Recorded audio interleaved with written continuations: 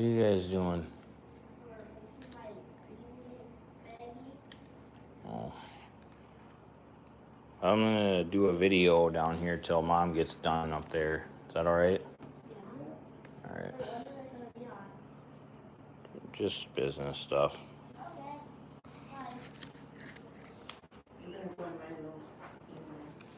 Alright.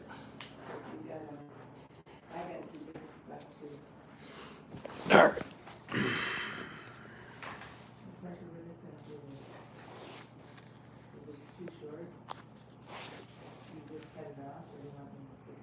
See if anybody comes on here.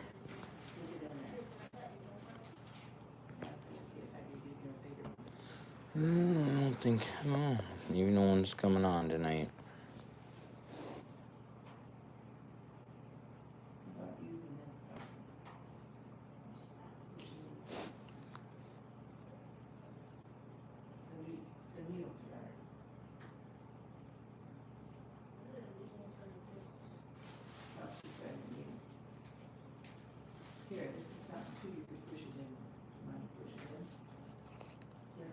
Don't really have anywhere to do this at.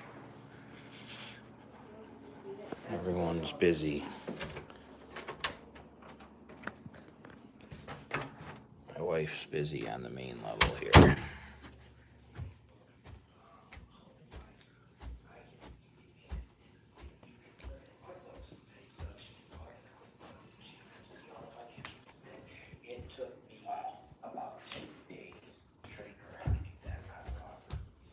Alright. What? Kind of. Holy crap, man. It's a little messy here. I'm gonna do this video in my room. It's kind of weird recording in my room here. Oh, wow. I'm gonna just hang out here with my cat. Oh, come here. Joe, wanna come here? I'm gonna get into it, guys. Okay, so what I want to talk about is basically generational wealth in trucking, and I feel like it's important. I feel like there's a lot of people talk about generational wealth, and I guess I feel like the way that the way that you get generational wealth in general is by basically having assets that over time they're paying you. They usually go up in value, and they pay you, year after year, and support your family. And a lot of times they're passive things. So when it comes, I'm actually out of breath, guys, if you're just tuning into this. My wife's busy on the main floor, and then I went downstairs. My mom and my son were down there. So then I came upstairs to my room. So I've been running around the house. What's going on? Dangle, thanks for the comment. Welcome to the video. I'd love for you to be verbal and talk and ask questions, or just let me know if you got enough toilet paper on hand. So anyways, talking about generational wealth in trucking and business, basically. And I feel like it's an important topic to talk about as it's just an important topic. But I guess that's the goal for anybody that's kind of like an owner operator. I mean, we're working harder so that we can go somewhere. But what I want to talk about is, if we're working harder to go somewhere and to get someplace, let's make sure that we stay there, and let's make sure that we're actually doing things that'll get us basically generational wealth. So when we go out and we buy a truck, the first thing that it does is it depreciates in value as soon as we drive it off the lot. It goes down in value, and it's, for my definition, I didn't look this up online or anything, but for my definition, it's my cat bumping the thing here, Joseph. But so my for my definition of generational wealth, it's basically your something that holds its value over time, that you can actually pass down to your kids. So like a semi truck isn't going to hold its value over time. You're not going to pass your semi truck down. If my oldest son is 10, when he's 50, or when I don't know, a long time from now, yeah, when he's 50, yeah, guns, precious metal, yep. When he's 50, it's not going to go up in value. And that's a great, uh, yeah, and that's exactly kind of what I want to talk about: guns, precious metal, and property. So, perfect. Yep. So, um, what that basically things that are going to go up in value are guns, precious metal, and owning real estate. Now, what if a truck goes down in value and trailers go down in value? How do you how do you get there? One of the things that I always talk about is when you run a trucking company, I feel like it gets easier every year that I'm in business. Man, this hairdo is crazy here. Um, that's just not gonna fall down. I guess I should feel lucky to have that hair there. I don't know. Um, but basically, it gets easier as you every year. It usually gets easier. There's challenges and things that come up that make things difficult, but you have the confidence and the knowledge, and you've gained all that experience over the years, or at least I have. So what basically um, what basically you got to try, I feel like you have to try to do is you have to minimize losing money to when you start. So the first thing, so to get to generational wealth, you have to start, try to make it so that you're not just spending money and throwing it away. So you're not just throwing money away is basically what the goal is. So some of the things that I do in my business is, yes, pay off debt. So some of the things that I do in my trucking business that aren't popular, but that I do, and they seem to really be working really good for me, is I don't buy brand new trucks. Um, I actually usually stick with older trucks that are pre-emissions. It seems like they hold their value a little bit better. Um, Again, I'm in a local market, and for what I do, it's possible to do that. And basically, what I'm saying is one of the things that goes through my mind when I make buying decisions is, when I spend this money on this truck, am I just throwing my down payment away, or like how fast am I throwing my down payment away? Was kind of my idea. And then it gets to be to the point where at some point, like I have these Freightliners, they're Columbias, and they're not desirable trucks, and they have, yep, exactly less money in repairs is absolute. I'd agree.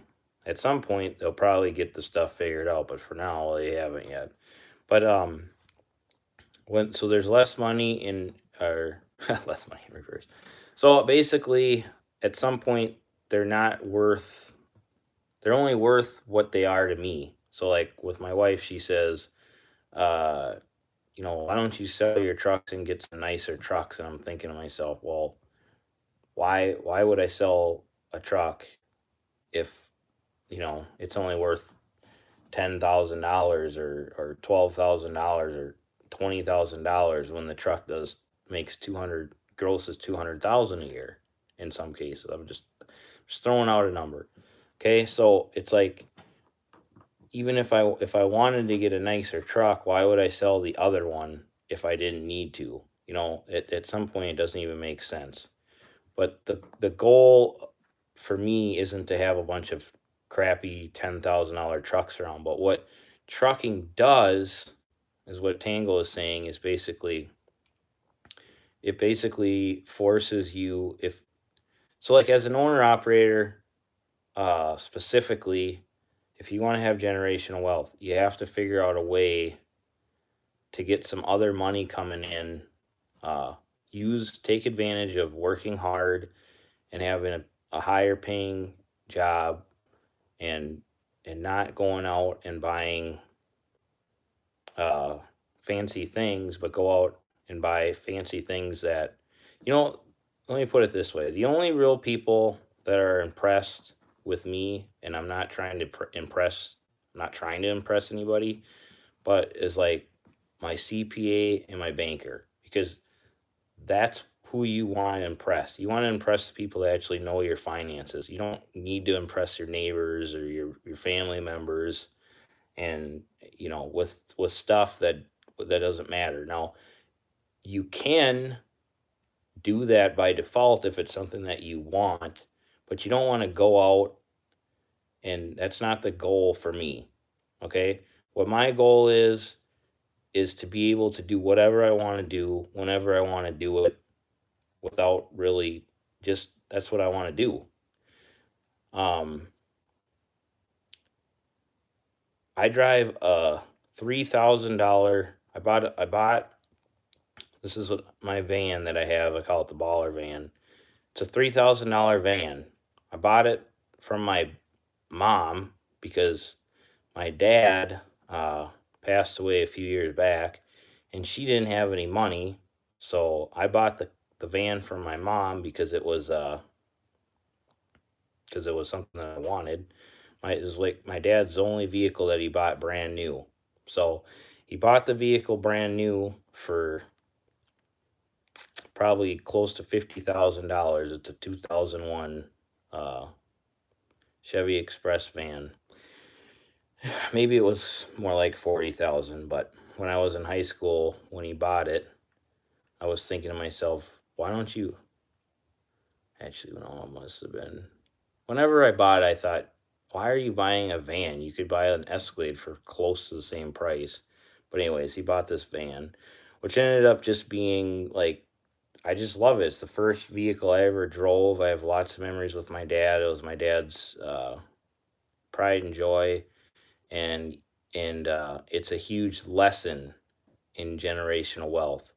Buying stupid shit that you don't need sucks money out of your pocket. And he basically traded on the low end $40,000, and then when he died, my mom had no money, and I paid $3,000 for the van, which my wife to this day will not ride in the van with me. Uh, is just she doesn't want to ride in the van. She won't drive the van. She doesn't want any part of the van. And then on top of it, I gave my mom my car so that she had a car to get around in. But the I guess there's lots of points to what I'm saying. One is I work hard so that I can do what I want to do, not to show and to impress others. Like, because otherwise I could just go out and buy what I'd really like to have is a really fancy uh, pickup truck, which pretty soon it's just going to get to the point where it's just I'll have to do it one day. But then when things like what's going on now in the economy happen, it makes me really happy that I do have my work van instead of something else, because there's opportunities to take advantage of. I think now more than ever because of what's going on in the world. Uh, to, I'm very optimistic about it. I'm also very nervous about it as well. But that's not what I want to talk about. But the main thing is that you want to buy things that go up in value. What's going on, Greg? I'm just rambling here more than I wanted to, but I'm just rambling. Thanks for stopping in. Talking about generational wealth and some of the screwed up things that people do, and Tango was basically saying generational wealth. Things that you want to buy is guns, gold, and property. And I agree. And it's such a simple thing, but then like people don't really do it. It's almost like, it's almost like does it, I don't know. I don't know. So what I'm basically saying is let's take the trucking industry, let's use it as a vehicle, let's work hard, let's take advantage of making income and good income that we make, and basically make smart purchases with our money. We work hard. Let's not work hard so that we can have every toy that we've ever wanted right now. Well, let's delay that and basically get some other stuff going on for us too. So if something happens, or you know where we're not able to drive, we're not in such a bad predicament. That's kind of what I want to talk about. But so basically, I'm talking about this a lot also because today, um, I'm trying to figure out what's going to happen with the economy as far as where we're headed, and what are going to be the opportunities. What are, like trying to think ahead, which is, I mean, I guess I might just be giving myself a headache. But so, like what happens now that the Feds on a Sunday evening decided to lower interest rates to zero? Like, what does that mean for us now? What does that mean for us 5 years from now, 10 years from now? Does it affect anything? Does it change anything? And I guess I would say that it probably does. Unfortunately, it's out of my realm of what I know, but I can do research on it. But I do know that uh, the Feds basically, I believe that they are trying to keep inflation, I believe, or something like that. And when they, uh, oops, you guys there? Okay, so, but anyways, basically, uh, I think they're trying to keep inflation. Does anyone know?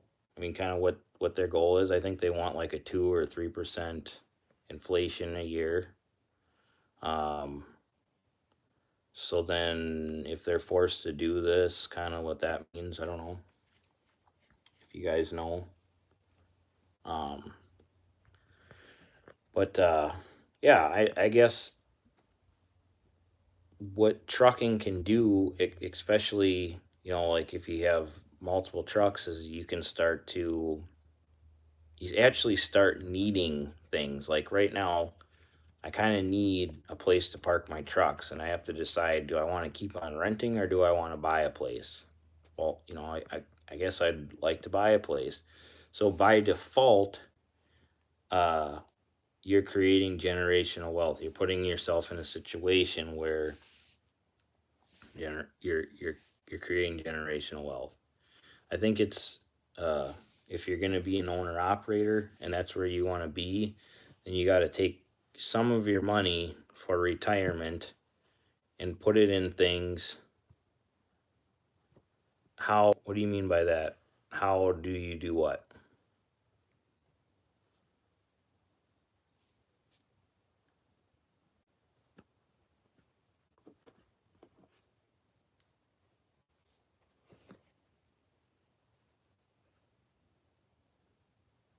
If you ain't, I don't know if you're typing or not, but so basically, I think you got to take some of your money that you're getting from producing when you are working for your money, and you need to put it in to other things that hold their value over time. Because you selling your truck and trailer and leaving it to your wife it's not enough. It just, there's got to be something else besides that.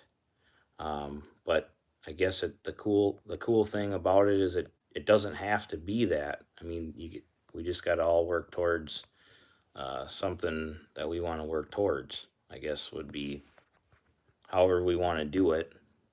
That's how we got to do it. I don't know. That's I guess my little rant on that. But what else is going on? Who's in here still? Anyone even in here?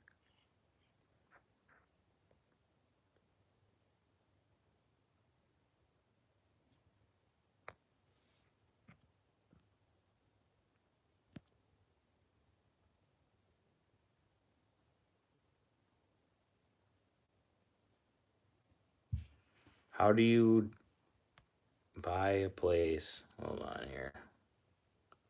I don't know how to look at the comments. What the heck? Well, that's not what I want to do.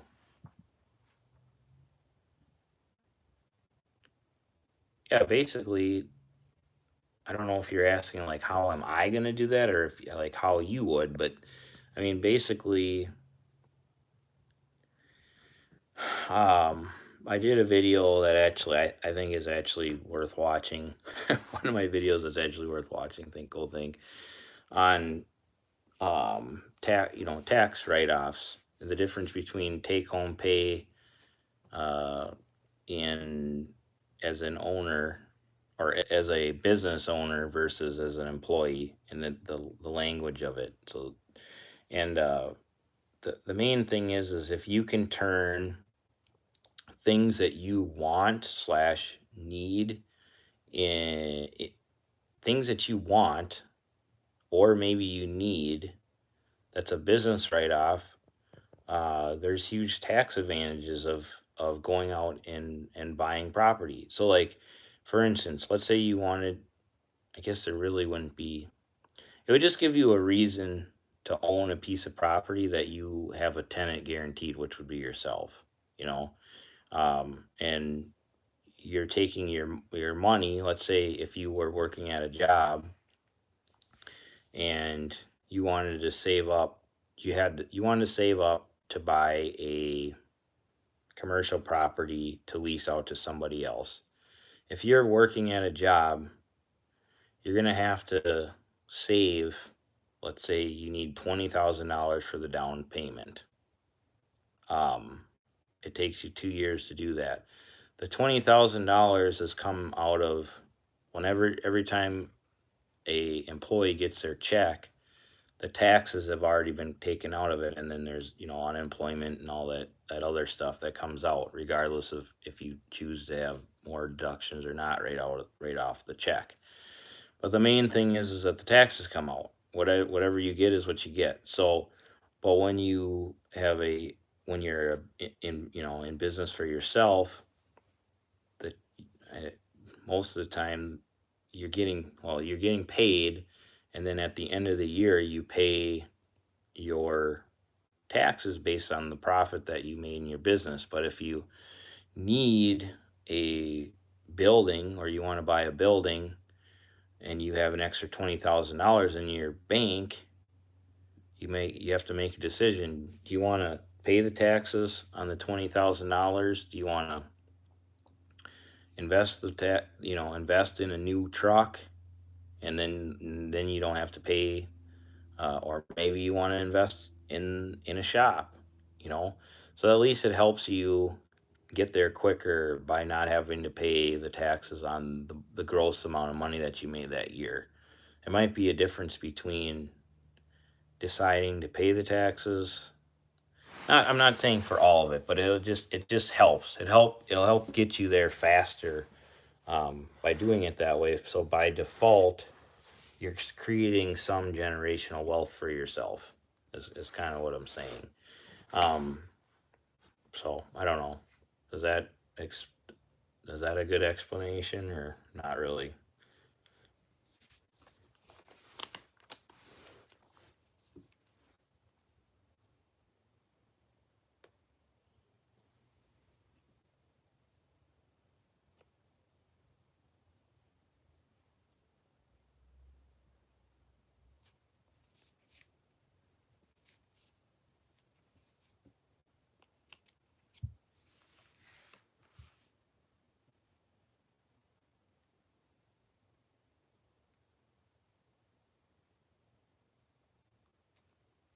So what I do, sure, there's a way to. Oh, there. That's how you do it. Wow, look at that. I learned something new today.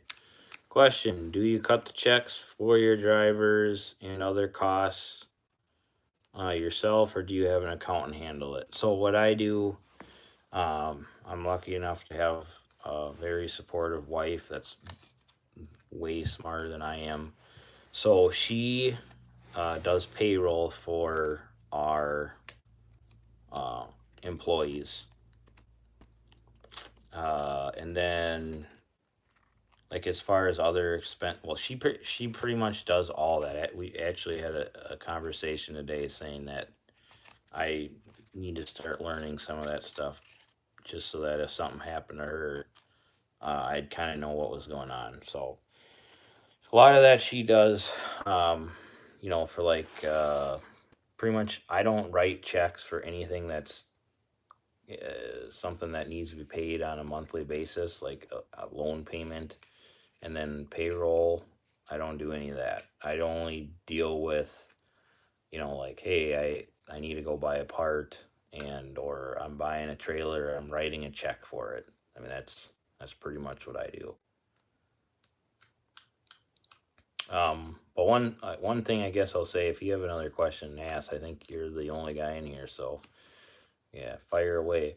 But one thing I'll say is when we are trying to create generational wealth, and when we're talking about gold and silver and land and things like that, one of the things about trailers that's that I like, especially about end dumps, is they're not made out of precious metal, but they are made out of aluminum or steel, and they're not, like I said, they're not a precious metal, but they do. Uh, it takes a certain amount of money to process them, and they don't go to zero. They're always going to be worth the scrap price. And what ends up happening with trailers, especially for some reason, trailers, and I don't really understand why it's as it is, but it's almost like if the trailer, well, I guess I can see why. So if a trailer that you buy in 2010 costs like $40,000, see how $40,000. This, I'm talking about end dumps. I don't know what a brand new one costs then. Probably more than 40,000. But anyways, and now in 2020, that same exact trailer, same spec, same weight, everything's the same. Brand new is $70,000. Uh, a 10-year difference. A 2010 end dump is not worn out if it's been taken care of. Now, if you're the same exact, they both create the same amount of income in a job, and there's not a whole lot of things that need to be replaced on a trailer besides the tires and brakes and all things that you can do. Uh, does that make the $10,000 trailer worth more now than it was when it was brand new and bought and before? No, not really, unless they just parked that trailer and never used it. But it doesn't go down in value very fast. So I do feel like when trying to not lose money, it's important to have trailers, because at least you're helping.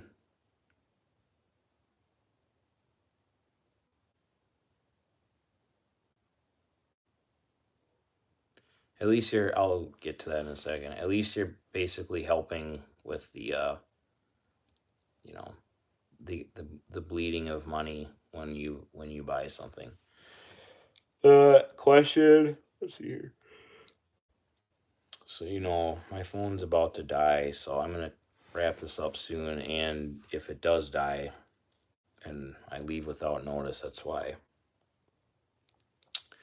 Measurement of your dump, my end dump, and does it have that little door, the little door on the front and rear? So just assuming that you don't really know that much about end dumping, not because of the questions, but just because other people listening, let's just say so. My I have I don't have any trailers that have the door on the front, which is called a man door. And then on the back, I do have several trailers that have the back latch or the back. I do just I want to call it its technical name, but I don't know. I don't know what it is now. But anyways, the door on the back, yes, some do and some don't. Um, the reason for that door is just so that if you're hauling grain or fertilizer, you can dump it in directly into a bin without it spilling or whatever else you need to control more. It's obviously going to be slower to do, but usually when you're working along with hopper bottoms that dump from the floor and they have a smaller, like area that they dump in, that's what they're for. And several of my trailers have that. A lot of them, I don't know how many trailers I have, probably close to 6 or 7 end dumps. And those end, I'd say half have them and half don't. So, oh, there's 3 people in here right now. Who's all in here? I know Greg's here. Anyone else want to say hi? Just thinking about ending this, but if anyone has any more questions, even if it's just you, Greg, fire away.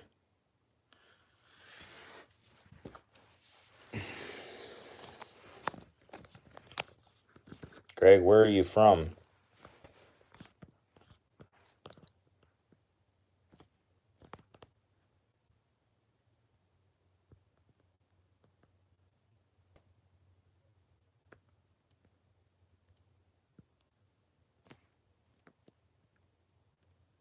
Where are you from, Greg? And other person.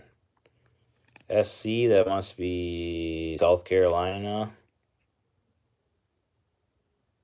What's going on, Anthony? Is that hopper bottom? Greg was asking about basically types of trailers that I run and if they have the door on the front or the little door on the front or the little door on the back of the end dump gate. And then I was just telling him that some do and some don't. I don't have any that have the man door, which that would be awesome. It's really nice to have, but I don't have any that have those. But I was talking about end dumping, and then what I was talking about with the hoppers is that the door, the little latch on the gosh, I can't think of what the term is, but the little door on the back of the end dump that you can open and still have the main end dump closed is basically used for purposes when you're working alongside of a hopper trailer. So you keep the main door shut, and then you're going to dump into a grain bin or a fertilizer bin or like a frac sand bin or fertilizer, grain, whatever else they're, stuff that hoppers are hauling around, roofing granulars, whatever. But you just have to be able to lift it up, so sometimes you can't dump in the same spots. Hopper bottom market is, if you're willing to be regional in the Minnesota area, all I can speak about is Minnesota, is it's steady. That's a great regional market thing. I mean, I think the rates are decent and just, it's very reliable and steady. But I don't locally, I haven't seen much good with like just running locally like I do with the end dump. The rates in my area aren't there.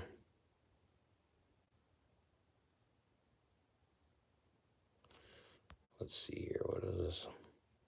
I used to haul frac sand, and we hauled with end dumps or with hoppers, and that I used to own two hoppers, and that was why I bought them. And then afterwards, I just never found anything worth doing.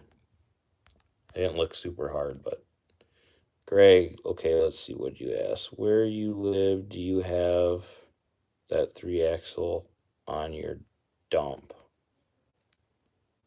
I don't understand what you're asking.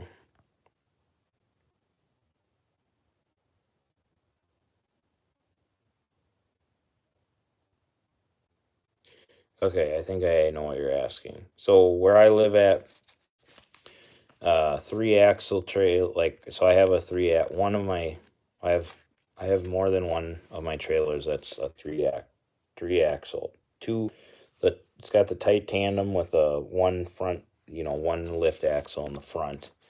And the reason for that is there's, in my area, which is a lot different, every state is quite a bit different with their regulations.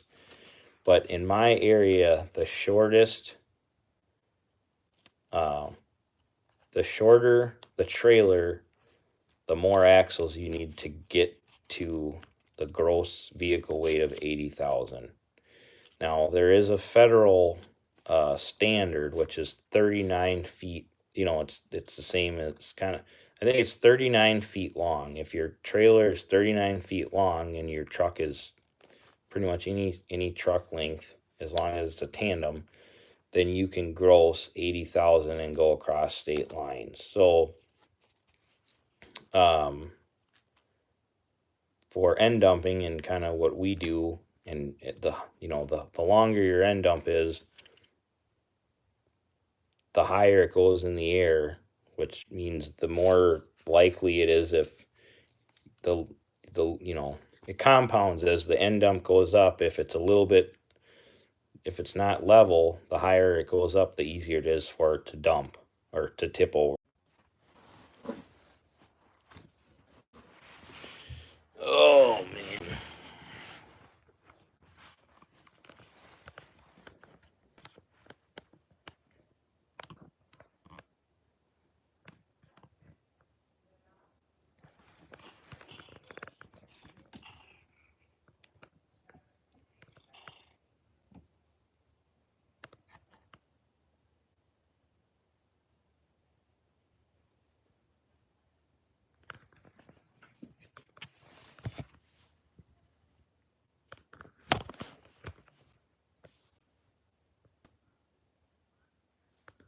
Whoa, look at that fierce thing.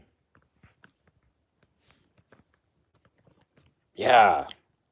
Look at that. One person in there. I just had 4 people in there, and then my phone died. Who's here? Son of a biscuit. Son of a biscuit. Who is it? Come on, tell me who you are.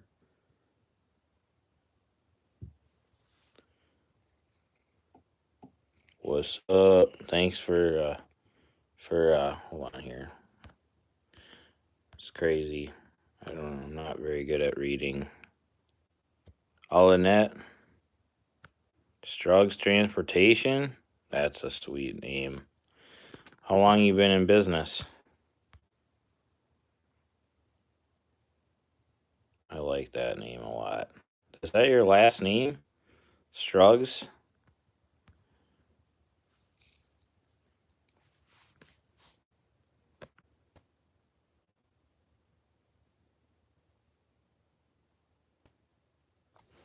There we go. 2 years, 2 trucks. What do you think of trucking? I think it's great. It's changed my life. Oh, another question for you is, how did adding the second truck impact your finances? Was it good, or you glad you did it? Sturgis. That's funny. Okay, hold on. Sturgis. I got it. Okay. Sturgis. That's how you pronounce it?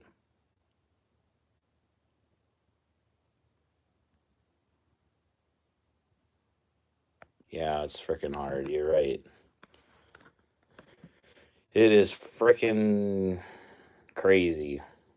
The struggles and challenges, and it's not even trucking. It's just, you know, being an entrepreneur is really what it is. But where are you from, Sturgis? You from Where are you from, and what kind of trucking do you do? And then who else is in here? I see there's two people in here. We need lots of interaction. There's only two guys, two people, so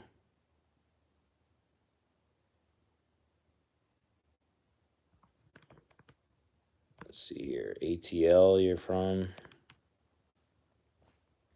I'm in Atlanta. I need some direct shippers so I can manage better. Do you have any right now?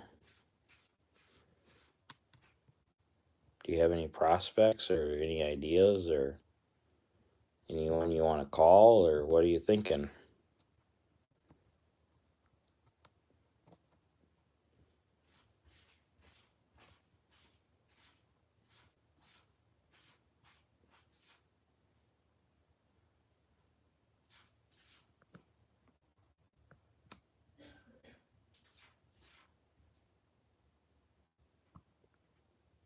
What kind of lanes do you like to run? You like to come to the Midwest, or do you stay south?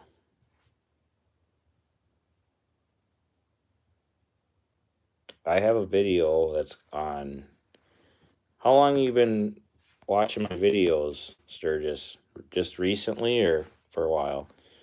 I have a video on that if you look at my videos, how to get direct contracts. But I can talk about it here too. I'm probably gonna delete this video since it's just really bad. But just talk to you about it.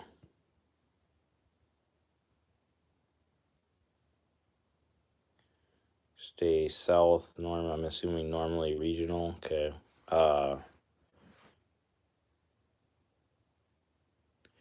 Well, if you go north, which I think you still would be regional if you came north, and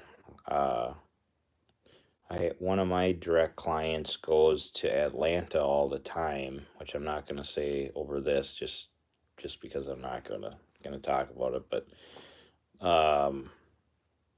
if you could figure out something that leaves Atlanta and comes back this way, it'd work out well.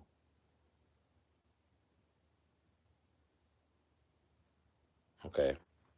Yeah, I posted a video a long time ago, probably about a year ago, about how to get direct contracts. Basically, the main thing is that to get a direct contract, you're just gonna have to the way that I like to do it, and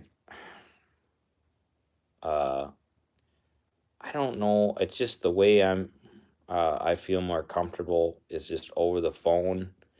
My background's in sales and marketing for it's just weird, but and I'm really fine with calling anybody.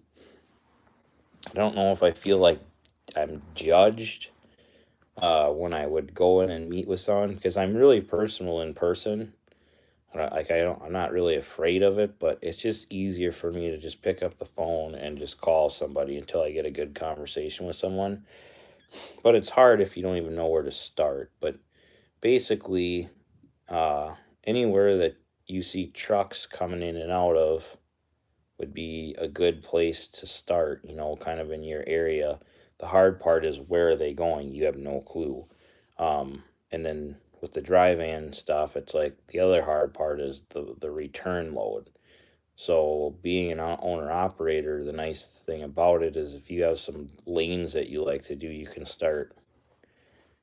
to start noticing, if you're dropping off at a warehouse, then you got to try to find, you know, basically it's just calling people and talking to their dispatch department or whatever else they might want it, they might call it. Another thing that you can do, that I should be doing that I don't, is if you find the business that you want, look up like this is actually really valuable, so please actually do this.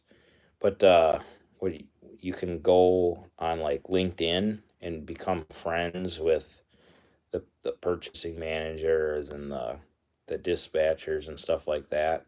Then you can message them and basically say that you would like to work for them, or it might have their phone number on there, and then you can call them or their email address, email them, and tell them a little bit about yourself. But the best thing that I feel like you can do is, uh, you don't need to do that. All you got to do is basically just pick up the phone and ask, figure out businesses that might be going the way that you want to go. And thanks. Yeah, might be wanting to go the way that, you know. The thing is that the with dry van where versus what I do is the principle's there, but you got to find the trucks that are coming back your way. To me, it's not that hard to gain direct clients, like just with my what I know, but you got to find the direct client that's anyone in your town, in your city, you can work with.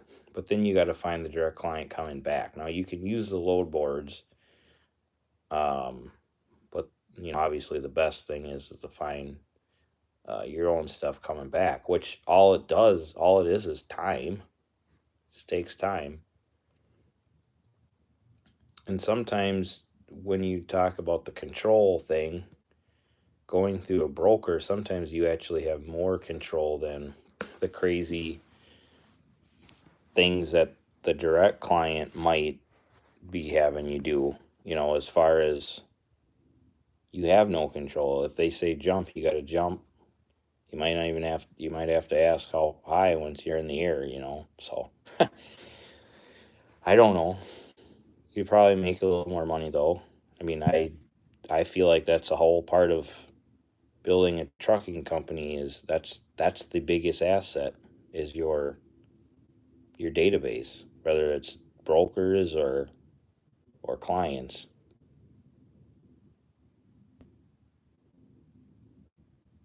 All right, there's two people on this. Who else is on here? Probably someone listening that's just driving or something, can't talk.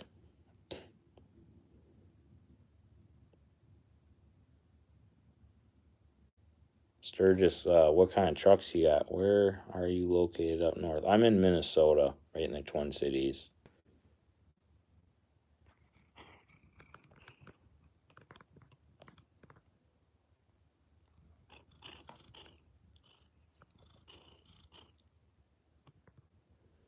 Right in the Twin Cities metro. Yep.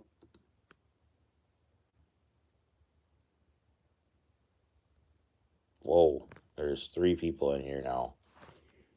Yeah, I'm watching. Sturgis, fire off another question or tell. Oh, someone gave me a thumbs up. Wow, that's nice. Thumbs up would be appreciated. Kind of trucks am I running? Kind of truck am I in? Uh, I basically have three Kenworths, two Freightliners, and a Western Star, and they're all Detroit engines except for one Cummins. Detroit is in Mercedes and 60 series. I have Mercedes and 60 series and in the new Detroits too, a DD13. But my mechanic knows how to work on all the Detroits, and then I have a computer, so that's why. And then the Cummins, I have my computer diagnoses Cummins too, but that's the dump truck that I just bought. What about you? What are you running for trucks? 4 people in here. Can I get a thumbs up and someone shout out where you're from? Cascadias, yep. Yeah, I got the DD13s.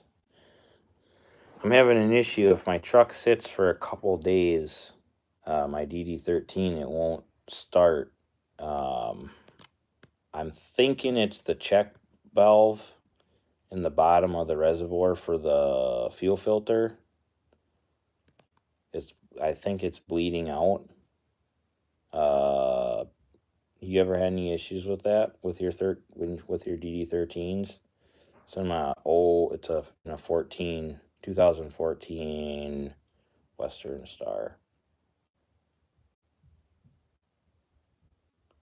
What's going on, Set Apart? Welcome. Thanks for stopping in. I was supposed to be in Orlando right now, but trip got canceled. So, yeah.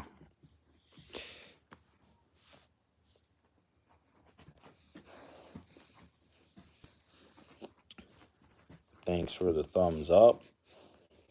Set Apart, what's on your mind? You truck? You owner operator? You thinking about driving? You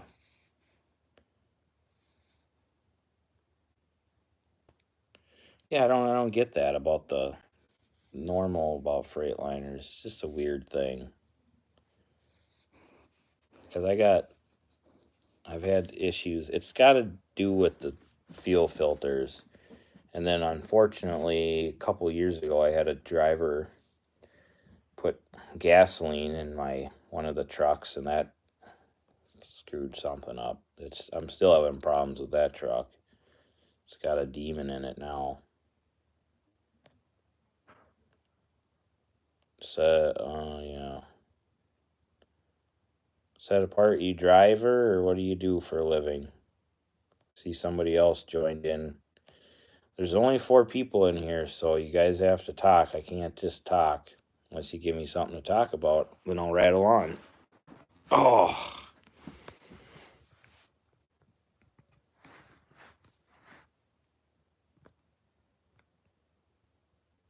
Company driver for now, but looking to become an owner-operator. Well, what the heck? Better be asking some questions.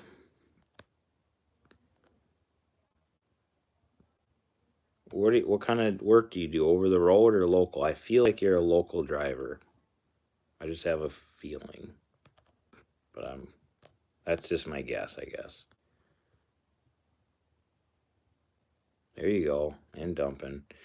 Every time I've been coming to Florida a lot lately, and every time I go there I see end dumps around. Regional driver. Okay. I was wrong. You doing dry van work, or what do you got going on there? Do you have anyone that you know that does end dumping that you can lean on in your area, or got any contacts, or?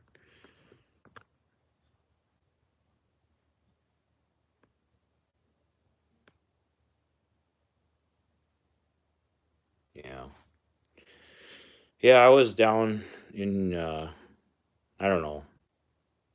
I went down there for a Tony Robbins thing in like a seminar, motivational business thing. That was in Miami. Uh-oh.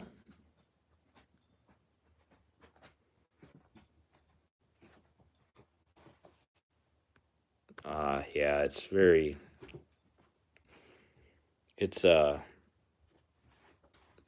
I have no clue what the rates are down that way, but I can't even speculate. The best thing to do is just to talk to whatever broker you're gonna use, and they should be able to give you an idea, or talk to you know try to talk to someone at the truck stop, see if you can just say, hey, where are you working at, whatever, just network.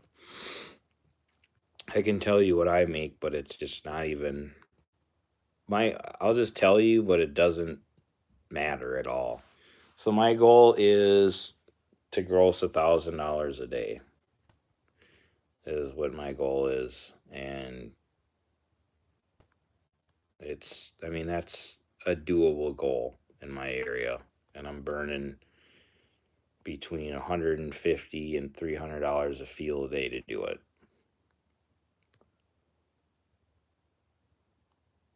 So if that really isn't going to help you out, but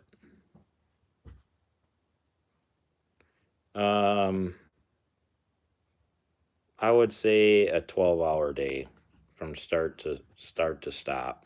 12-hour day. If I'm working a 12-hour day, there's no reason that I shouldn't gross $1,000 a day. But sometimes, gravel pit closes, or something happens, job gets, you don't work as long, or they give you the option to go home, or whatever it is. You go home early, you don't get the last load. Wife wants you home, kids are going nuts, stuff like that.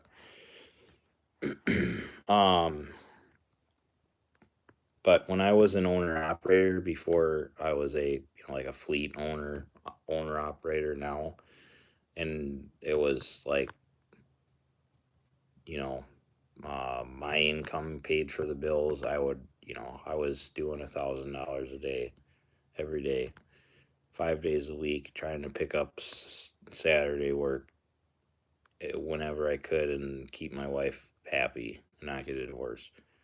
Okay, there's 4 people in here. Sturgis, don't stop talking. Set apart. Uh, keep on asking questions, because I like to actually try to help people out. So if you have any more questions, fire them off. Yeah, I mean, I'm a nerd when it comes to doing stuff with trucks, and like in the trucking industry. So every time I go to Florida, I just see, I just notice. Like, one of the things I did for fun was I went to uh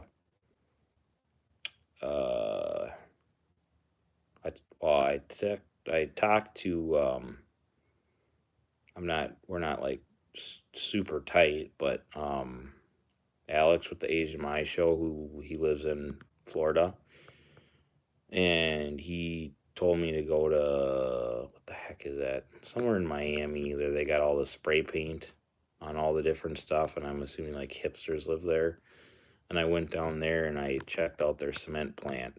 So I'm a nerd about it. But went to the Keys. They're end dumping out there. They're doing disaster relief. I mean, that'd be the thing to do, is the hurricane relief when it's around. But you got to work for like FEMA, not somebody that's paying the normal rates. I hear they're really good when that kind of stuff comes up. Let me see what you ask.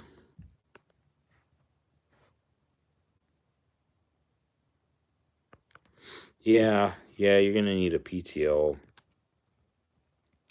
I mean, the price of trucks right now are just so cheap. Uh, it's just crazy. I don't even know why. I don't know if it just seems like they're just, I mean, the rates aren't bad right now. I don't know what's going on, but yeah. Um, you know, you have any, I mean, I don't know. I wouldn't worry about, I'd look for like a truck in like the $20,000 range, and I'd go to like your local bank, get a loan, put 10% down, uh, on $20,000 truck. I mean, jeepers. Uh, get something that doesn't need any work, that you can see. Don't get, and then I don't like auctions. Not a fan of auctions and buying trucks at auctions. So I'll explain why. But you're not looking for the deal of a century. You're looking for a solid truck at a decent price, and you're hoping that you don't have to stick money into it till you get your first paycheck. You know what I'm saying? I mean, that's the key to, you cannot pay for a semi truck off of a salary as an employee. You've got to spend the money that the truck is made to do it. So, like, if you want a deal, I mean, like, problem with auctions is, the problem with auctions is that most people, not most people, but you can't even start the truck at an auction. Lots of people, when they just want to get rid of a problem, they bring it to an auction. They don't want to sell it to their friend. They don't want to sell it to somebody that's going to come back and say, well, you sold me this truck and the engine blew up. Well, yeah, that's why I sold you the truck. So a lot of times, if there's like the only time that I would buy a truck at an auction is if they were getting rid of multiple trucks, like 10 trucks, they're all the exact same, and it's obvious that the trucking company is either like they're liquidating or they're upgrading, and there's nothing wrong. It's not like there's something wrong with all the trucks. It's like they're upgrading. It's clear. There's 10 matching trucks. Yeah, exactly. I would consider it then, but still, as being somebody that's in the industry right now, what you do, I mean, honestly, what I would do is I would try to buy a truck from somebody that you know that wants to sell, and at least you're not going to get into something, that's somebody that that's not going to sell you a bad truck. And I would say that's not going to sell you a bad truck on purpose. And I would say it's worth spending a couple $1,000s more if you think it's overpriced to get something that, somebody that, whatever. So, what's up, Trucker Abdullah? Thanks for stopping in.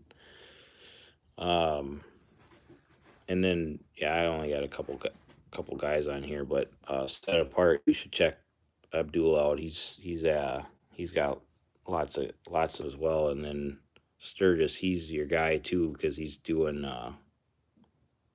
more of your dry van type stuff. He might have some stuff he can help you with too if you're in here. I don't know. But yeah, that's kind of my rambling about the auctions. I'm not a huge fan on the auctions. In a PTO in my neck of the woods, if you go to a dealership and have it professionally installed, it's going to cost $5,000. The parts are going to cost $1,500 to $2,000. And then if you're fairly handy, or you find someone that can do it if you find someone that can do it on the side, they'll do it for $1,000 probably, unless they're like professional on the side guy that needs $10 less than a shop. Thanks, I appreciate that, Abdullah.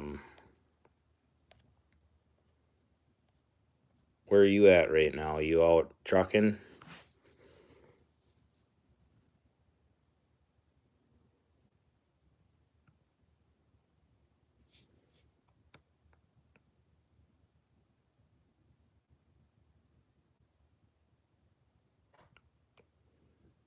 Yep. Yeah, that's. Hold on. Uh-oh. No, I just messed up. Set Apart. 3,000. That's net. Is that after expenses? They're leased on to somebody? What the heck?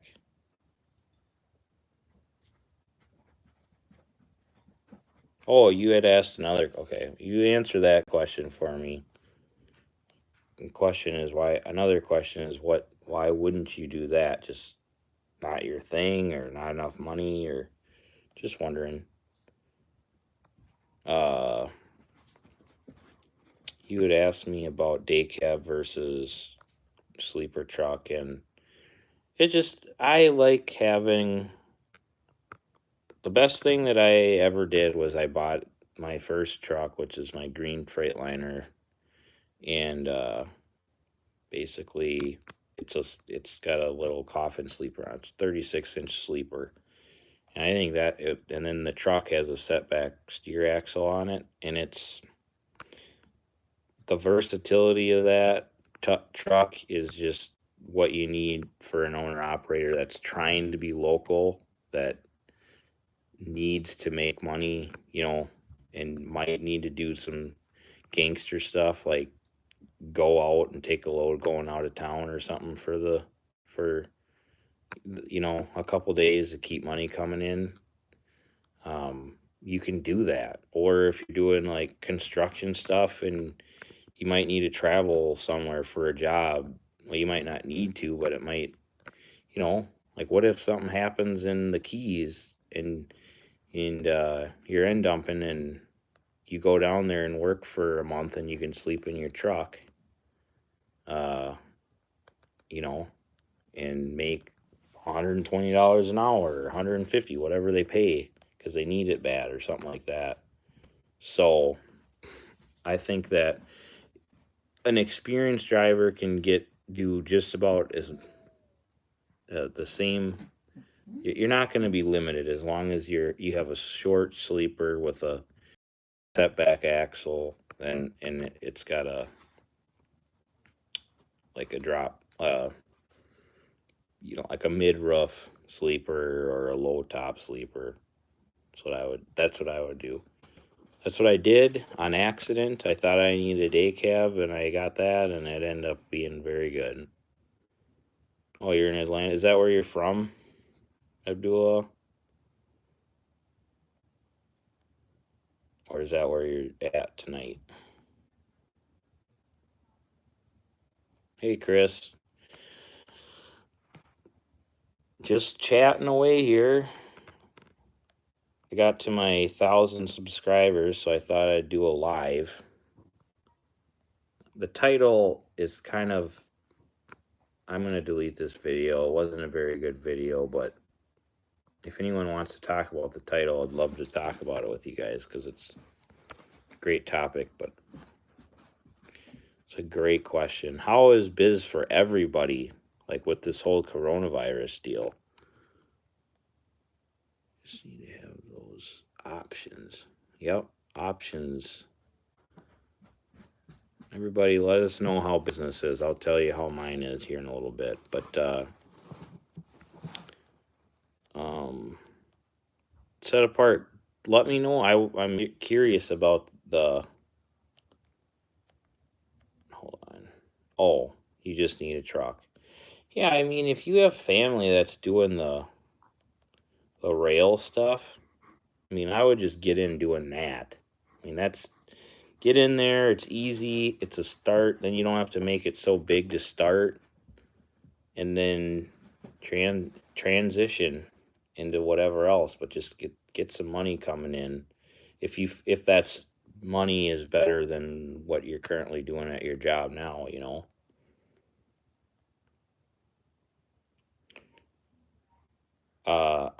I think that right now is not the greatest time for pulling containers because of the whole what's going on in the world. But it will come back. So let's see here. I'm gonna get to you, Chris. Hold on here. I'm gonna go downstairs. My wife was doing something and I couldn't talk to her. I am sick of sitting here on the flipping floor. Oh, my butt hurts. Holy buckets.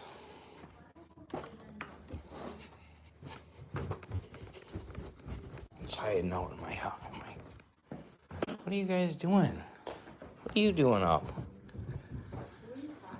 I'm on the YouTube. I'm on the what you would call the YouTube there, dear.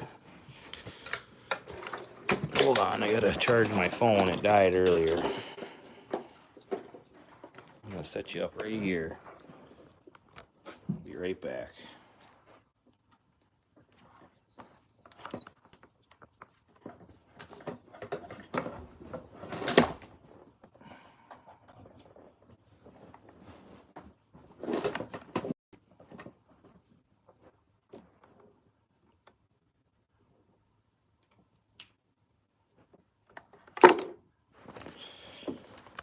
Okay, back here.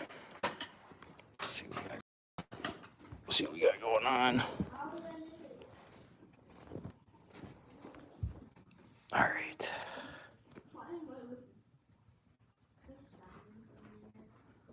Okay, let me just kind of go back here. We're staying busy hauling beverages. You better be hauling some freaking bottled water and toilet paper. Probably making a killing. Okay, Trucker Abdullah. I'm working to get a truck this year. I live in Central Florida. What you're doing with the end dump, I'm not sure if it's a nice market here. I didn't see many floor loads on that website. Okay, so yeah, it's really interesting. What I would do is if you're trying to get into it, both of you guys that live in Florida, as I would go on like truck paper, no, not truck paper, on Craigslist or whatever the new thing is, like Indeed maybe, I don't know. And like go to the job section and look for people and then type in owner operator, or no, not type in end dump under jobs. And I would look for people hiring, and then I would just talk with them and ask, hey, are you looking for owner operators? Can I lease on to you? Blah, blah, blah. What does it pay? Stuff like that. And I was telling, Set Apart this earlier, Abdullah, is that it doesn't pay the same everywhere. So, but here where I'm at, I'm trying to get what I'm trying to gross is $1,000 a day, and I'm burning 150 to sometimes $300 a day in fuel. If I'm burning $300 a day in fuel, I'm usually making more than 1,000. And then I'm working, around 11, 12 hours a day to do that. Okay, yeah, Chris, dry van is going to be booming real soon, if not already. Yeah, I would think so. What do you do, Chris? Are you in the trucking industry? Carl, I bought a truck from Old Dominion for $6,000, Freightliner. I call it beast mode. That's awesome. Yeah, that's funny. Where are you from? Seattle? There, beast mode. Chris, dump truck isn't gonna be on website. A lot of word of mouth. Yep. Yeah. Dump trucks. Yeah, dump trucks are not. It's kind of like old school still. And I would agree with that.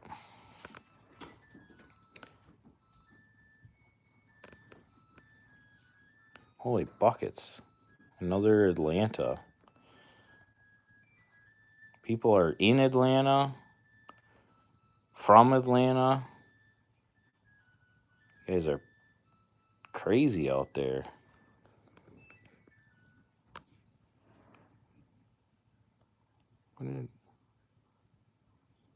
What are you doing with beast mode, Carl? Are you driving it every day, or you got a driver in there? What kind of work do you do? I'm assuming it's a day cab from Old Dominion. Are you planning to upgrade it, or what?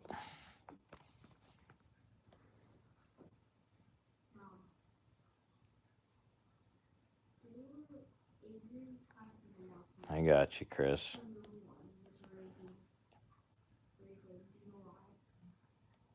Yeah, once you drive truck, it's kind of hard to not just kind of, you're always going to identify. I get it. Thanks for the thumbs up, guys. If you haven't, it helps. Abdullah, if you're still in here, to what Chris said about, wait, was it Chris? Chris said that it's kind of the dump trucking is word of the mouth. It is if you do kind of like what I was saying about look on Craigslist. You just got to find the controllers of the work, and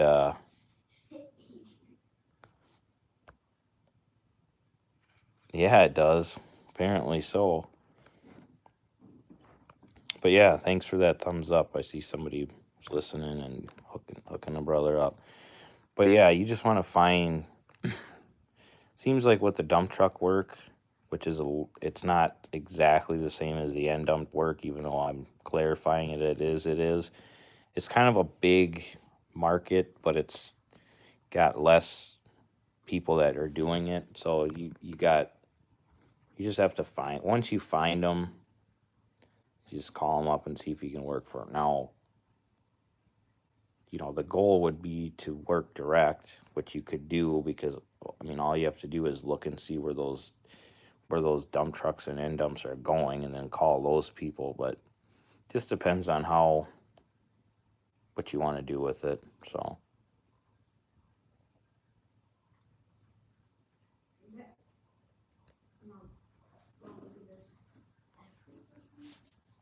you got what year is that Freightliner?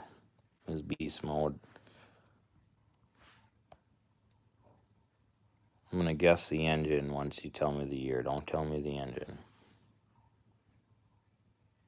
I mean, in my mind, I have a picture of like a Freightliner Columbia with a, well, now with a Mercedes in it being an 05.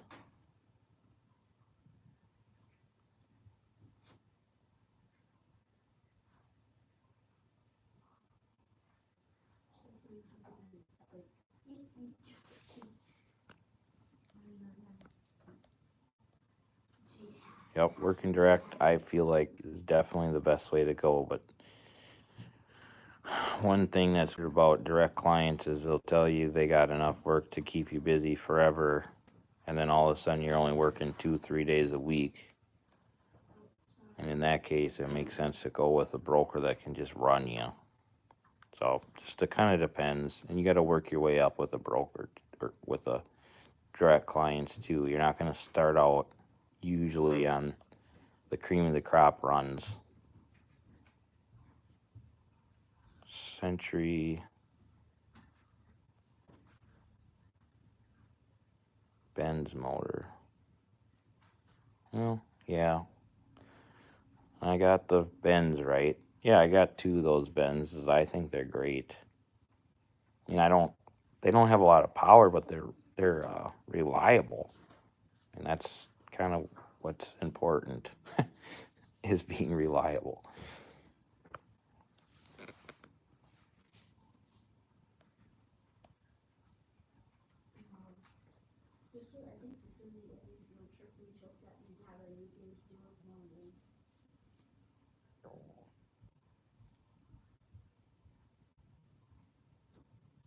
Yeah, I guess I was talking with one of my buddies, and he was asked. He must have been thinking about getting one. He asked me what it costs to rebuild an engine.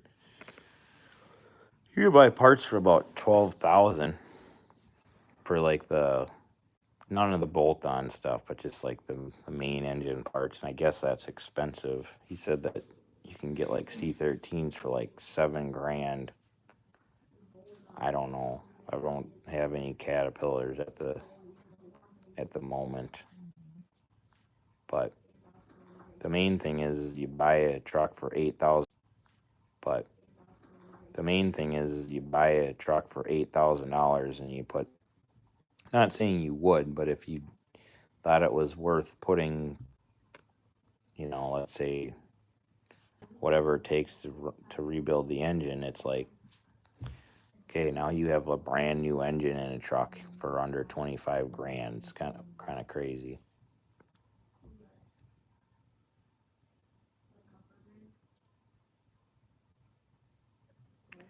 Car hauler is on Craigslist or on Facebook Marketplace for sale right now. I still have it.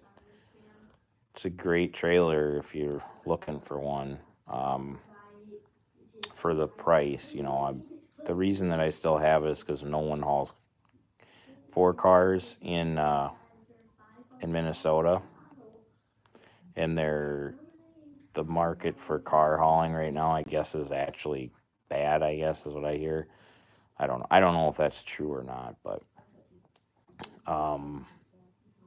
so what I gotta do is I gotta put it on truck paper and then put it in areas where people actually use those car haulers, because those are crazy nice car haulers for someone that can actually appreciate what it is. Okay, Abdullah, I see a lot of dump trucks in my surrounding area of Florida, but not too many end dumps. I like your advice about having a truck to hook up to. Yep. Okay. To hook up to other things, trailer groups, instead of just buying a dump truck. Yeah, I agree. I mean, I obviously agree. I said it. It's great when people actually, are on here. I can tell you actually have seen other of my videos. That's awesome. So, in the Florida market, you might be okay. I just don't know Florida, but I know here, you know, it's just that it's not a good idea, even though there's fleets of 20, multiple fleets of guys that have 20 of them, but I feel like if you're going to have an asset like that, you better run it, and you better figure out a way to run it year round, as much as you can. So that's my philosophy. And then if like I say, if something slows up, then usually in trucking, if something's slow, something else is moving.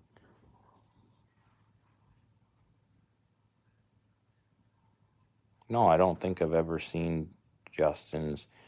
Actually, can you send a link over this chat? I don't know how to.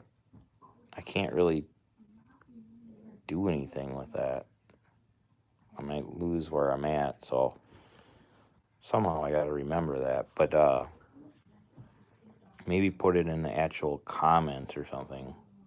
I don't know. What's he talk about? What's up, Greg? Welcome back. Yeah, my phone died. You're the only one that knew that. Probably.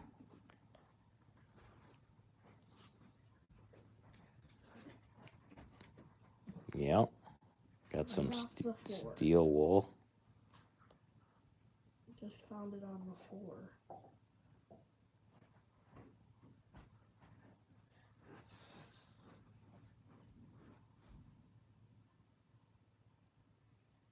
Single axle.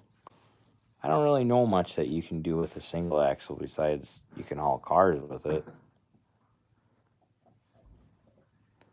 Like what I did with my local car hauling, that would have been a great. With my trailer that I have, you could run a single axle. I don't know. You guys have any ideas on that? Something niche, I would say. I mean, if you got some, it's just I don't know. I don't know what to tell you on the single axle. You could add an axle on it.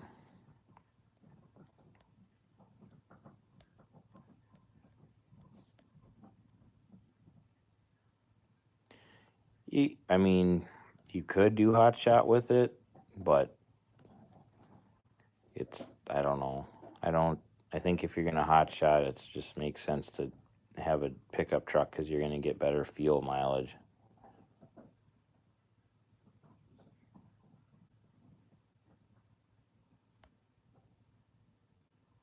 Oh yeah, I know who you're talking about. The the tool junkie guy, right?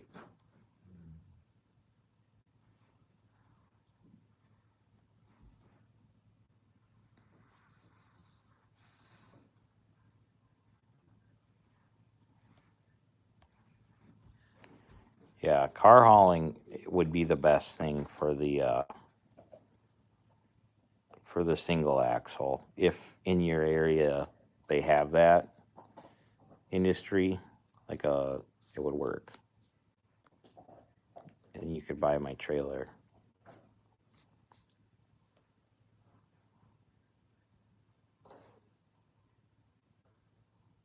Yeah. Yeah, he's good. I like his stuff. He's pretty cool.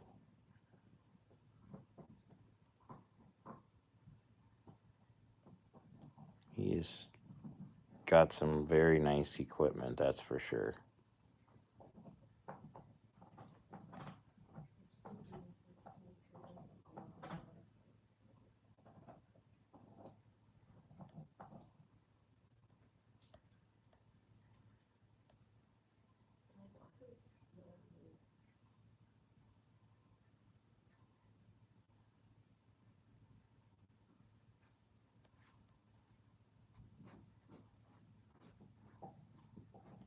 Carl, now, did you just get in here? Where are you from? What's up, bud? What are you doing?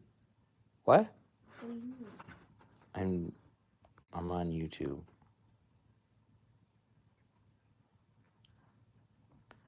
Yeah, I mean, yeah, he's got some big bills, that's for sure.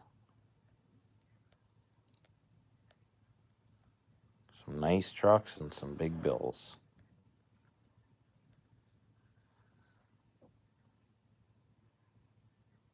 I have never worked directly for the oil fields, but I have worked for them hauling frac sand. Because frac sand is in the hills of Minnesota and Wisconsin. So they truck that to the Dakotas and to Canada and Texas. But right now, they are not doing that. They haven't been doing that for a while.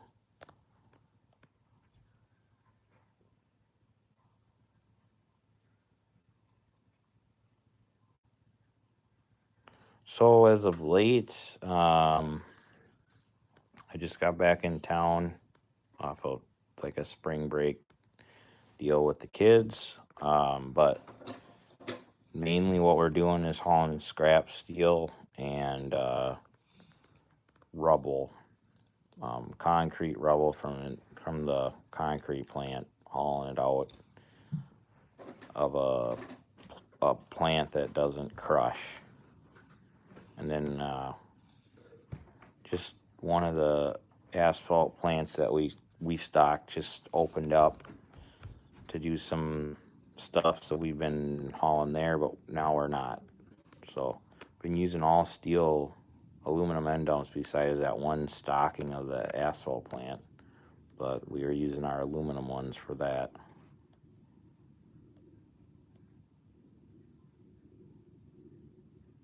Yeah, the oil fields right now are not a big money deal there. It's not good right now what's going on with oil in the United States.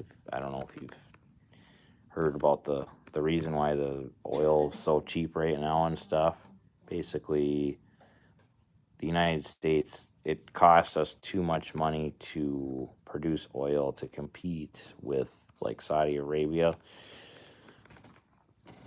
And they don't, they're not following OPEC or whatever.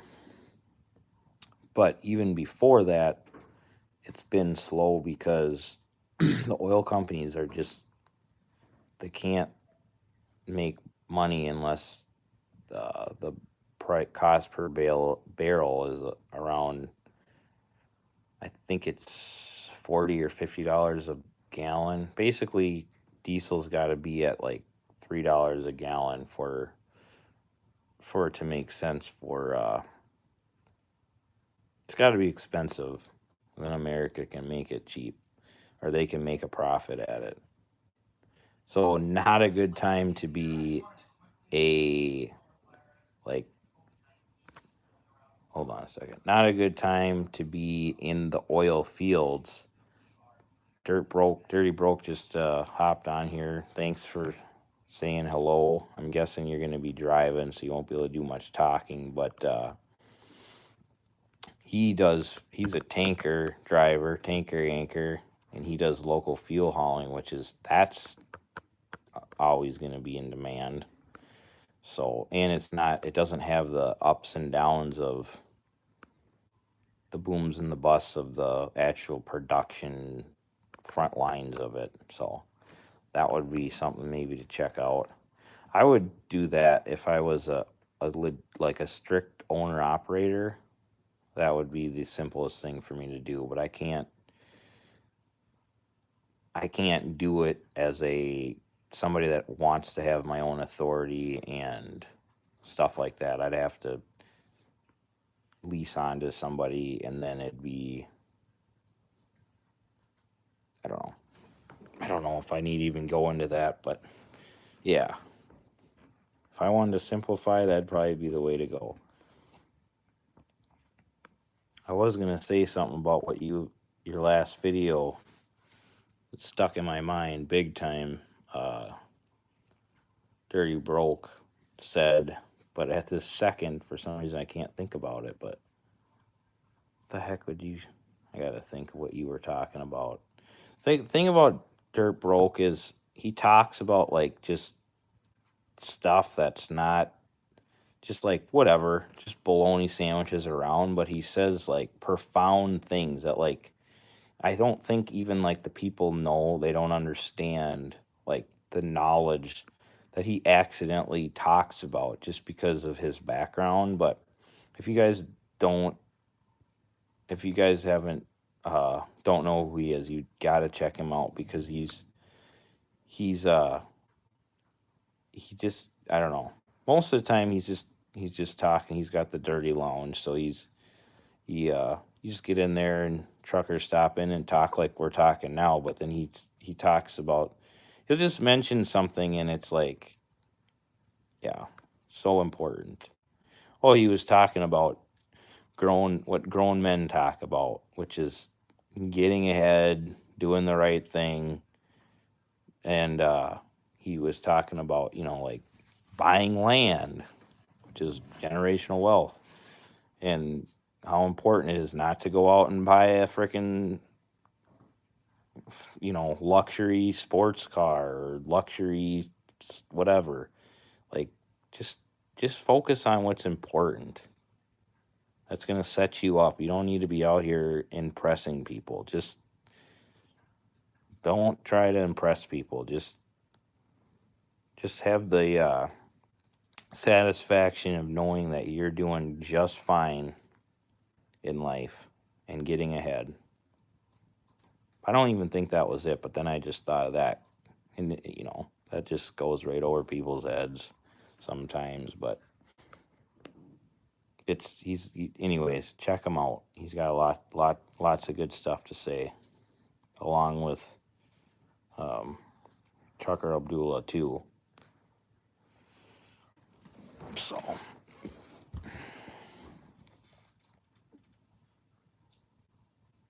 I don't have my hazmat. I don't have any endorsements. I got the plain Jane. I got the air brakes and whatever it takes to basically drive a tractor trailer. That's what I got. I kind of want to get my tanker because I hear is really simple to get, and that's in line with what I do. Right now I do dry bulk, so there's, wouldn't be, it's kind of still bulk.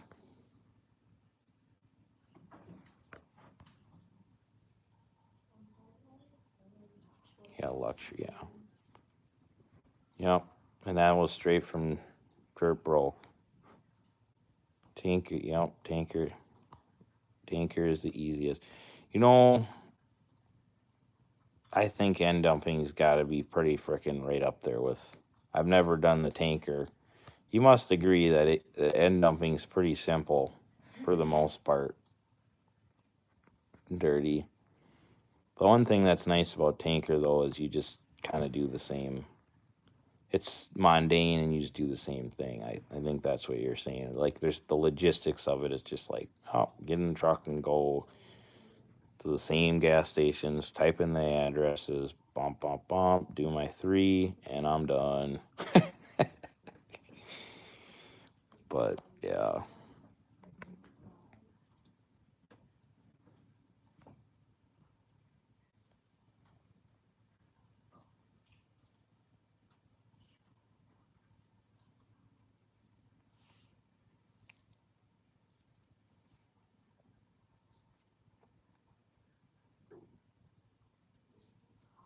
Yeah, asphalt plants, they have oil hauled in sometimes, multiple loads a day. Um just depends, but it's a seasonal thing. But yeah, I could if I could in it's not out of the question for me to one day do that. And you don't have to I don't think you have to have a hazmat endorsement to like on your authority to do asphalt plants. I don't think. Do you know about that, Dirty?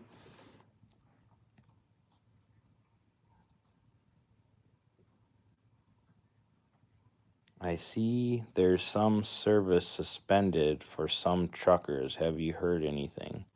What do you mean about that, Greg? I don't know what you're talking about. I don't even get what you're saying about that. Yeah, that's the best.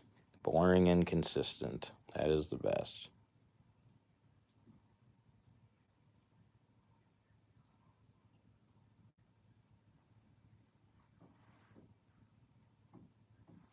Yeah. Yeah, I tanker I think I could do tanker. I think that would be fairly simple for me to get. I just never had took the time to go back and get it.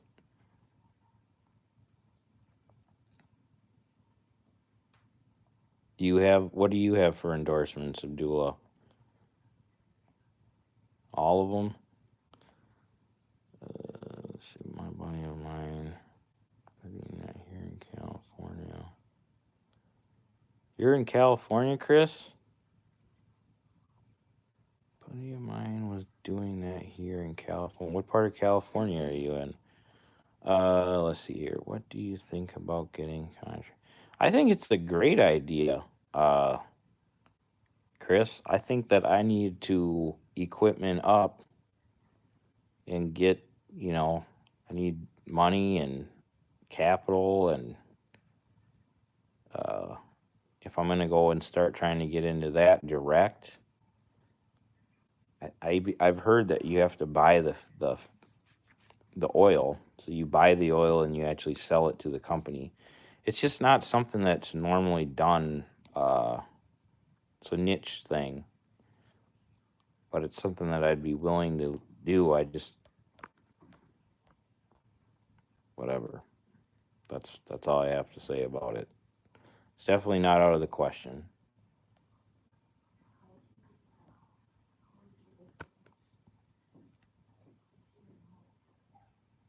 Oh yeah, they opened up hours. I've heard. I don't know if it's legit, but I got like some kind of an email quoting the source, so it wasn't directly from the source. That if you're hauling anything that's related to supplying medical goods or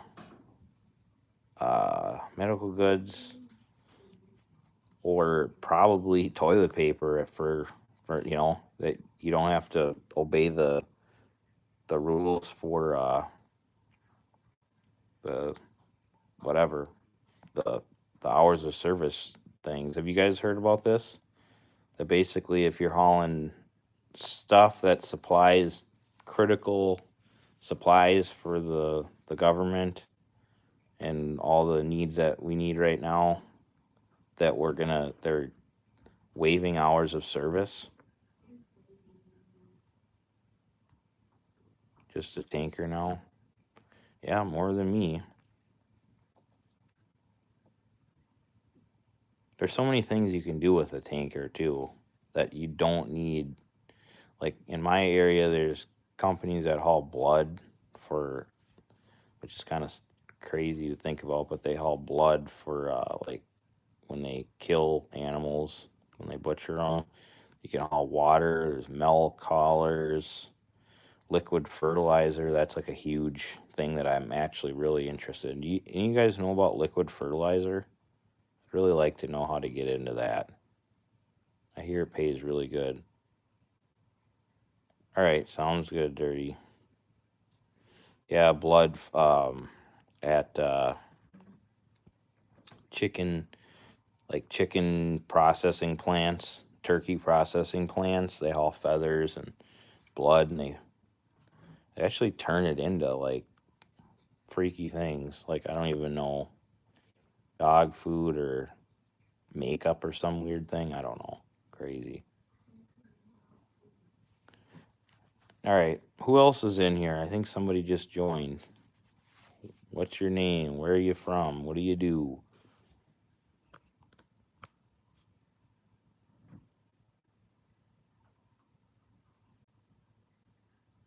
Yeah. So, and I don't know, maybe even just text me this Dirty sometime later on, but if you know, if you can answer this sometime when you park and I'm still on here about hauling hot oil, do you need to have a, um, do you have to have a hazmat authority to haul hot oil, or can you just have your tanker? Like, can my authority haul hot oil? See, I pulled liquid in a dry van trailer. I've heard of that. And it obviously, and you had to have your tanker endorsement for that, didn't you, Abdullah?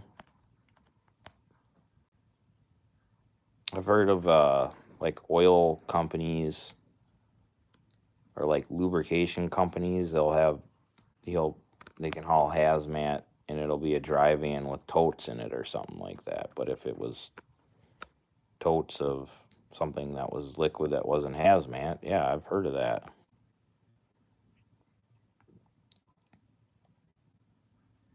Chris, what part of California? And I used to live in Northern California.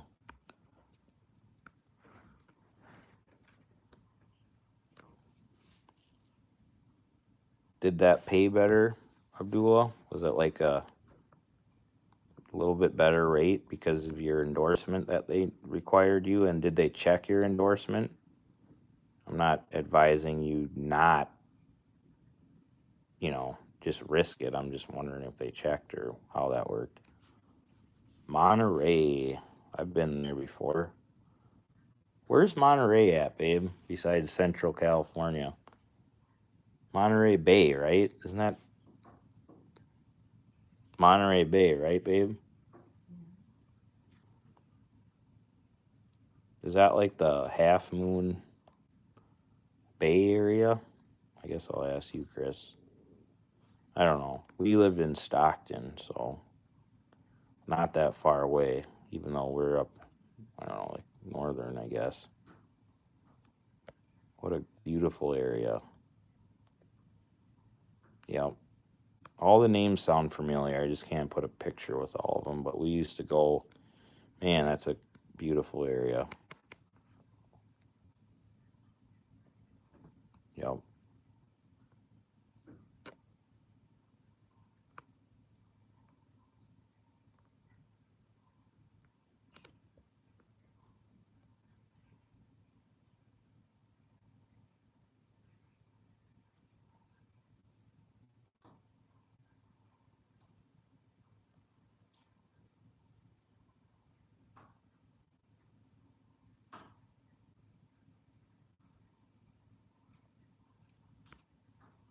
Yep, there you go.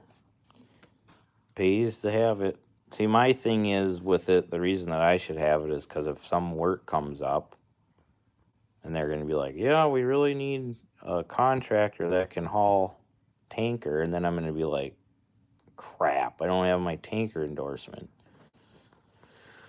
So it's something that I need to get, especially if you're saying it's only 2 pages long.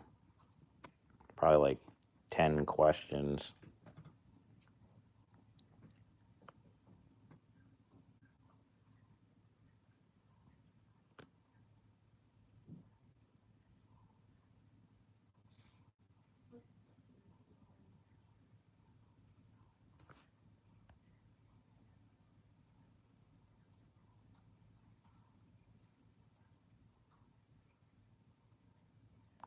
Stockton is trucking central around here because of all the rail and all the distribution centers. Yeah, I didn't even know. When I was living in Stockton, I had no idea that I was going to be in trucking. That's the farthest thing from what I ever thought I'd be doing. But yeah, it was a great place to be for a couple years, even though they say that Stockton's the armpit of California. I don't know, I liked it. Greg, what's up with the gliders not being built within 1 to 2 years from now? I have no clue. I've heard about that. I I guess they're just phasing them out.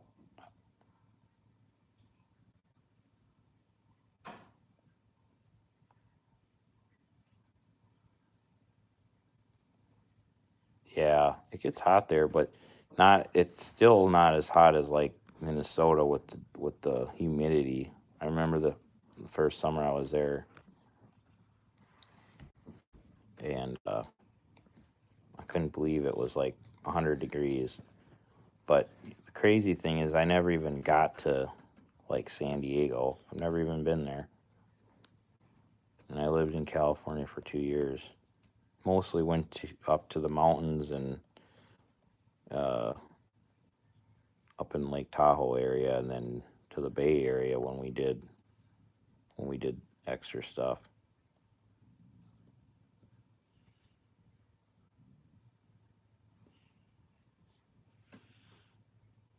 Yep, I have two Mercedes engines. I like them a lot.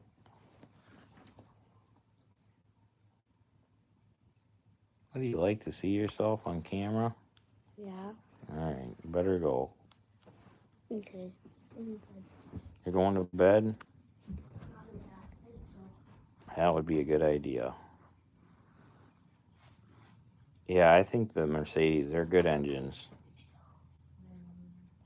Western Star is doing good. It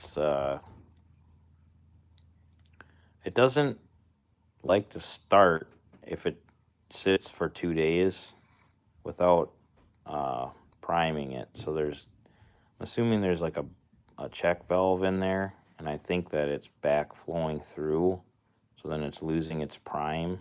It's not like a major thing, but I was talking with what was it? Who was I talking with? Can't remember who I was talking with. Somebody on this about it, and yeah, said that's a common thing, but I just got to figure out what it is.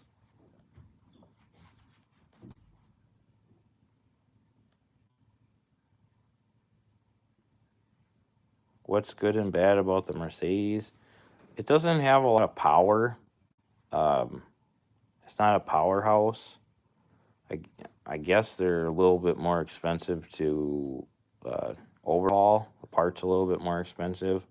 I mean, like, I don't think they're that bad, but this is just what I've heard. Um, I can't compare it to like Cat because I've never had Cat, But they say that Caterpillar engines are cheaper, but they're not duds of engines. Like they have enough power for me, anyways, and I'm always at 80,000, So, and they're reliable engines. The main thing is they're reliable. I mean, what else really is there unless you want power? So that's what I would say. Wish I had a Western Star dump truck. They look badass. Yeah, they're pretty nice. I will say they're pretty nice. I really like the Western Star a lot. It's a really nice, quiet, smooth ride. Yeah, I don't know much about the Max Force other than you don't want those engines. Let's see here, Trucker Abdullah. How much maintenance do you have with the older trucks? Um, I have maintenance. Like I'm constantly fixing. Of the 6 trucks I have, I'm always fixing something.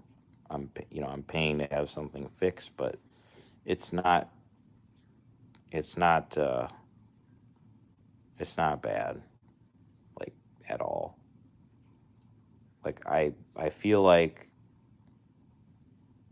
it's a good thing because it gives me a decent relationship with the people that work on my stuff. So you can't you like if I had a new truck and I had an emergency but I don't have a relationship.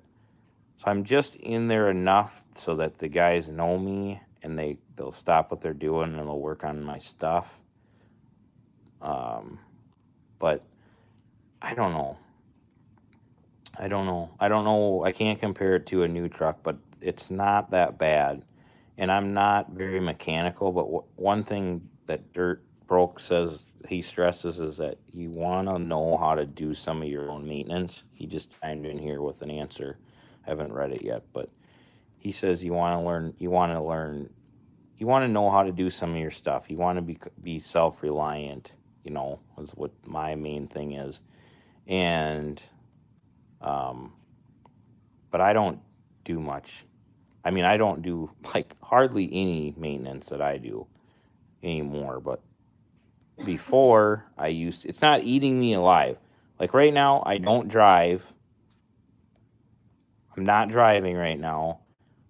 I have employees in my trucks, and it's not like I'm just going out and trucking to truck. Like I'm making good money. Like I don't have to drive, and I have old trucks, and it's just not. I guess I don't know if that makes sense, but it's not killing me, the uh the expenses. Chris, I was told if you delete a Max Force, it's a good engine. I have no clue about that. Let's see here. Dirt Broke said, to answer your earlier question, yes, you need hazmat endorsements to haul hot asphalt oil. Dang it. See?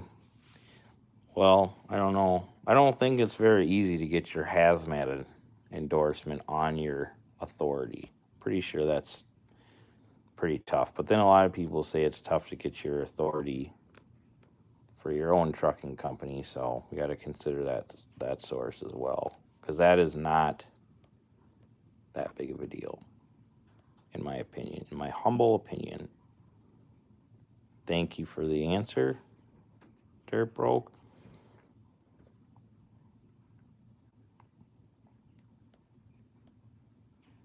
How new is your truck, Trucker Abdullah?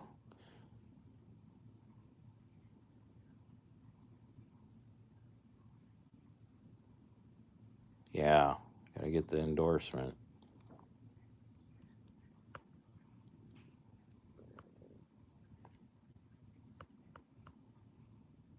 Gotta get that endorsement. Looks like somebody else just hopped in here. If you would, say hello. What what time is it, babe? Huh? Holy crap, what is Parker still doing up? Is he up still?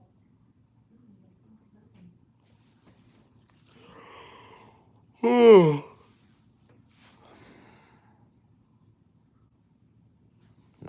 it's not that bad at all.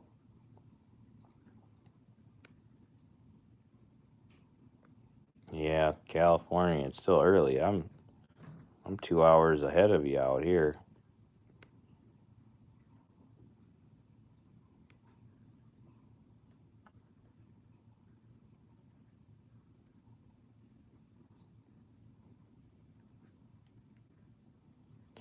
All right, guys. Well, I'm gonna get out of here. I'm gonna go to bed. Yeah, Dirt Broke. You're close to being done for the night. 2019 Volvo. That's a sweet ride. Those are nice. I think. You like that Volvo?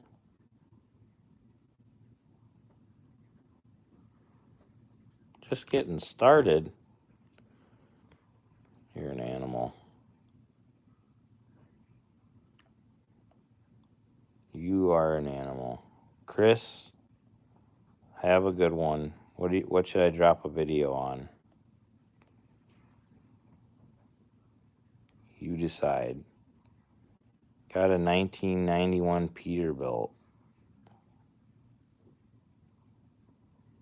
Yeah, that's sweet.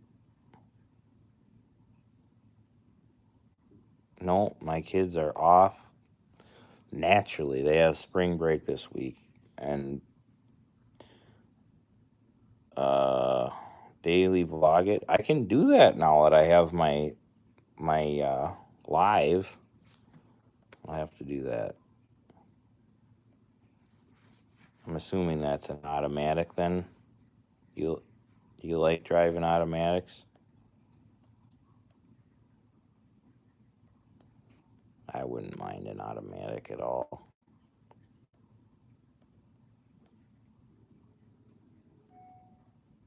But yeah, our Minnesota, kids aren't gonna be back in school for at least till the till the 30th, because the 27th they say, but then that's a Friday, so then the weekend, and it's that no sooner than the basically till next month basically.